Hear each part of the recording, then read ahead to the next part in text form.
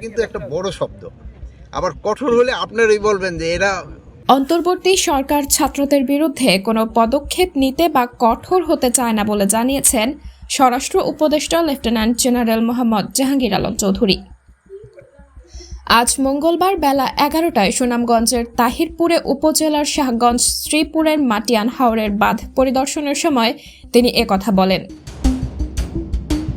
স্বরাষ্ট্র উপদেষ্টা বলেন, সরকার ও আমরা ছাত্রদের বিরুদ্ধে কোনো পদক্ষেপ নিতে বা কঠোর হতে চাই না, কারণ তারা আমাদের সন্তান, কারো ভাই, কারো বোন।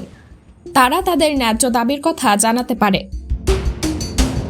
ছাত্ররা রাস্তায় না নেমে দাবি নিয়ে আলোচনা করতে পারে জানিয়ে মোহাম্মদ জাহাঙ্গীর আলম চৌধুরী বলেন, সোহরাওয়ার্দী উদ্যানে এসে তাদের ক্ষোভ প্রকাশ করতে পারে।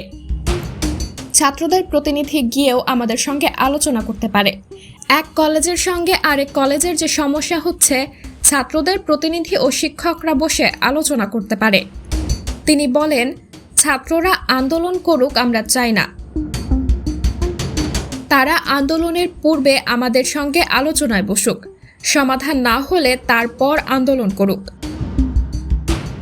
ছাত্রদের রাস্তায় না নামার অনুরোধ জানিয়ে স্বরাষ্ট্র উপদেষ্টা বলেন, দাবি নিয়ে আলোচনা করুন, আমরা চাই না কঠোর হতে। কঠোর হলে আপনারাই বলবেন আগের সরকারের মতো হয়ে গেছি।